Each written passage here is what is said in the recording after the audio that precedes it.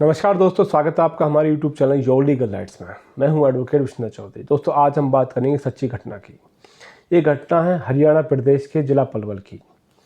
दोस्तों, बच्चे जो होते हैं वो कच्ची मिट्टी की तरह होते हैं। उनको जिस तरह मिट्टी को भी किसी भी आकार में जब कच्ची होती है तो उसको किसी भी आकार में ढाल सकते हैं। इस तरह ही बच्चों का जो मन होता है ना, वो बड़ा चंचल होता है। उनको हम जैसी शिक्षा देंगे, जैसे वातावरण में उनको ढालेंगे, वो उसी वातावरण में ढल जाते हैं, या वो वातावरण अच्छा हो या वो बेकार हो। ये भी घटना भी एक बच्चे पे ही आधारित है।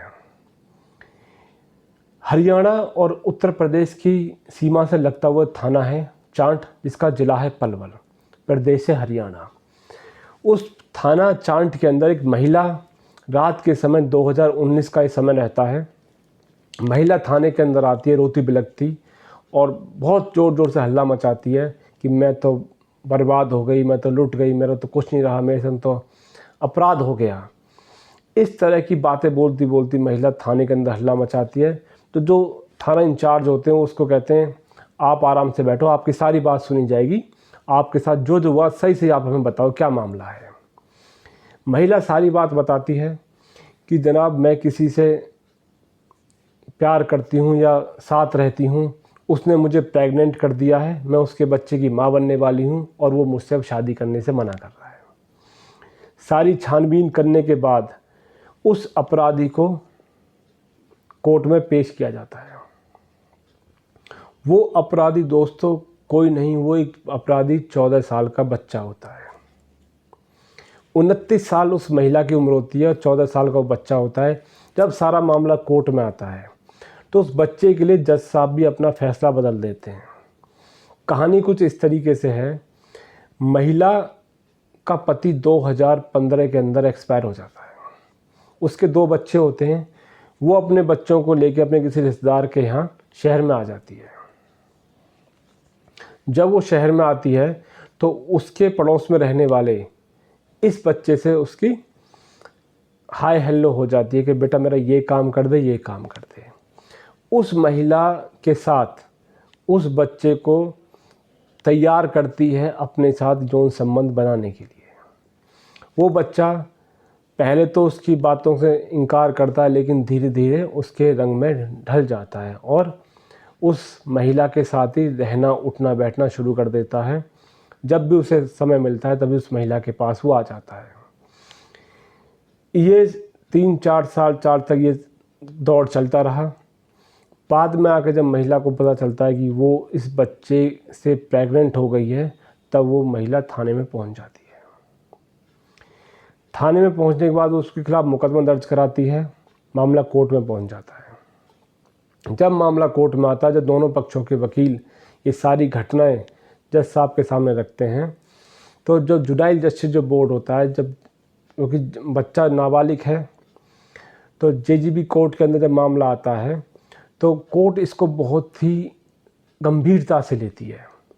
वो देखती है कि ये जो बच्चा है ये अपराधी नहीं है, ये तो खुद पीड़ित है, इसके साथ तो खुद यौन शोषण हुआ है, ना कि इसने किसी का यौन शोषण किया है। जज साहब पूरे केस के फैक्ट्स को सुनते हैं, दोनों वकीलों की दलीलों को सुनते हैं और फिर वो अपना फैसला इस तरीके से करते हैं कि उस लड़के को बाइज्जत बरी किया जाता है और उस महिला के खिलाफ पॉस्को एक्ट के अंदर मुकदमा दर्ज किया जाता है।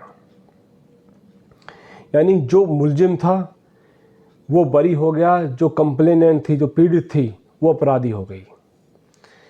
जज साहब ने बहुत विवेक के साथ फैसला किया कि लड़के को बरी किया जाता है और इस महिला के खिलाफ संगीन धाराओं में मुकदमा दर्ज करके गिरफ्तार करके उसको जेल में भेज दिया गया। यानी कोर्ट ने ये एनालाइज किया कि जो बच्चा है इसका यौन शोषण हुआ है, ना कि उस महिला का। इस बच्चे का, इस जो बच्चे होते हैं उसकी मानसिकता के साथ खेला गया है, उसको ये काम करने के लिए मजबूर किया गया है। वो 14 साल का बच्चा अपना अच्छा बुरा भला नहीं जानता, इसलिए इस बच्चे का कोई दोष नहीं है। जो भी दोष है इस महिला का है, इसकी उम्र 29 साल है। महिला जानती है कि उसके वो क्या कर रही है, उसका क्या अच्छा है क्या बुरा है।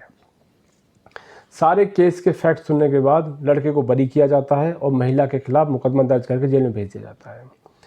दोस्तों, बच्चों को इस तरह की अगर घटनाओं में सम्मिलित होते हैं तो कोर्ट भी बड़ी गंभीरता से इस मामले को देखता है और इससे ज़्यादा फ़र्ज हम माँ बाप का बनता है कि कुछ अपने बच्चों में अगर व्यवहार आभार अगर चेंज देख रहे हैं तो उसको बातचीत करने की ज़रूरत है, उससे काउंसलिंग करने की ज़रूरत है।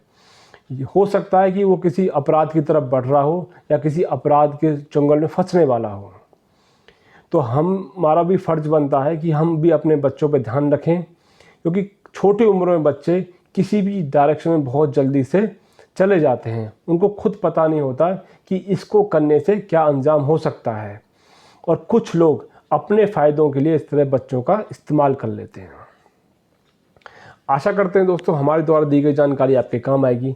फिर एक नई जानकारी के साथ आपसे दोबारा मुलाकात होगी। तब तक के लिए नमस्कार, धन्यवाद।